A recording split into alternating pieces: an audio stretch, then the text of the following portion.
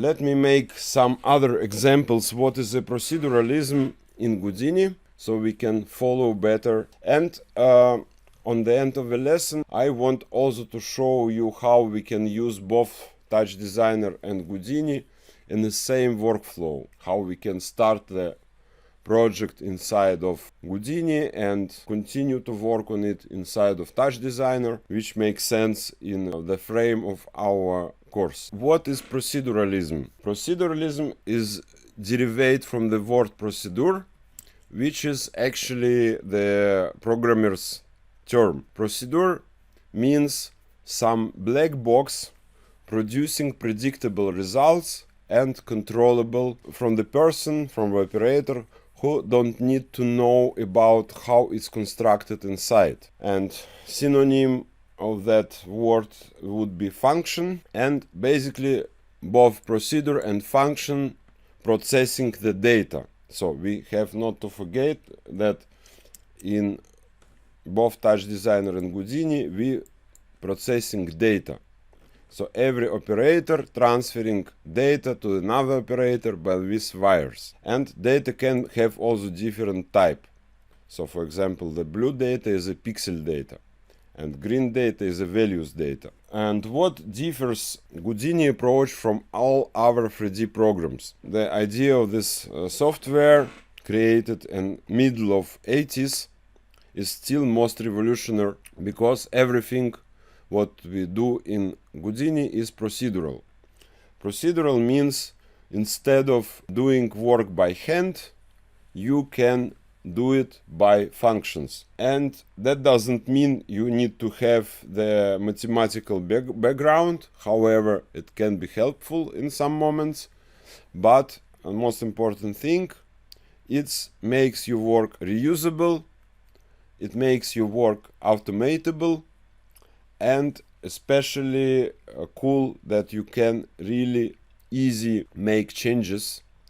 So that is a typical situation if you do a project and on some moment you need to make changes because your client, director or yourself want to change something, and in most of 3D programs you have to remake your work from scratch or partially remake your work from scratch. And in Houdini and in Touch Designer you just change parameters, and that's all because every operators don't receive particular 3D model, it's just receive data and process that data.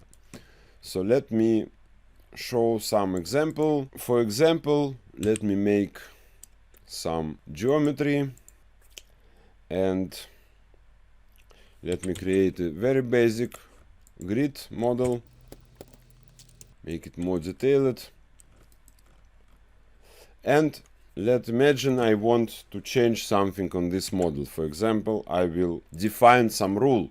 I want to have some geometry, let's say circle, which will affect the extrusion of these polygons around this circle. So I can create a circle, make it ZX plane, make it bigger. Then I will create the attribute.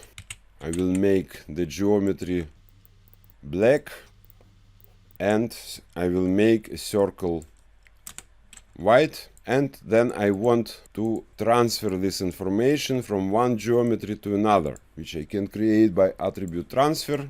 Don't have fear, we will have much more detailed lessons about that.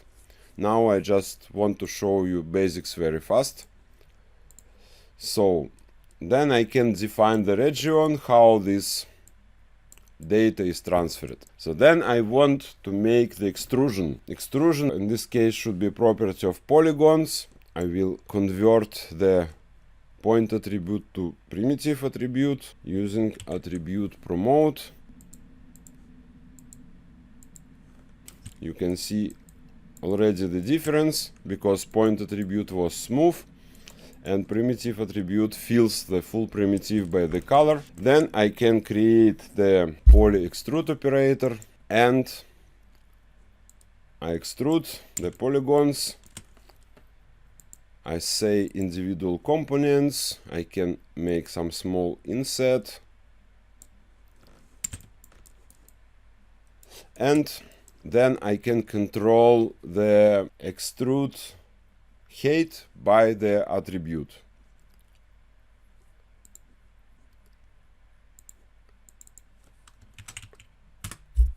So now you can see that color affects the extrusion height. This is already very cool, because everything we just created was basically just small functions defining some rules. But most important thing, that everything I've done is dynamic, it's updated. So if I want to animate that or change something, I can do it completely dynamically. So for example, instead of grid, I want to have some other geometry. For example, I will create the circle, make it ZX plane, make it bigger than the other circle we have. Then I need to remesh it. And then instead of that grid, I will connect that geometry. And the result will be still predictable. So now that's all geometry is controlled by the same attribute. And even we can use another geometry on the second input. So let me kill the color. So I will do attribute delete. And then I will remove the primitive color. Then theoretically I can also control what comes on the second input of this setup and put here something like font. And even font in Houdini is created by, can be created by the rules. So for example, this small expression frame $f is a local variable, which means current frame, and that will change the text dynamically. So I can put it to just $f, make it bigger, rotate it by x-axis,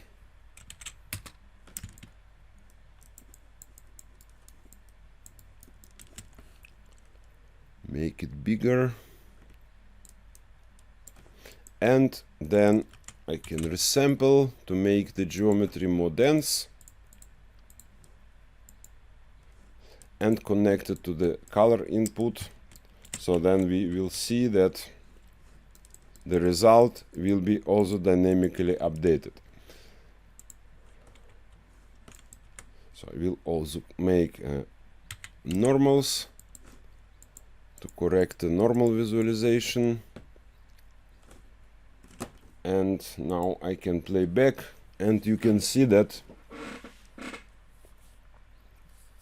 this setup is updating dynamically. This is a very basic example of what means procedural.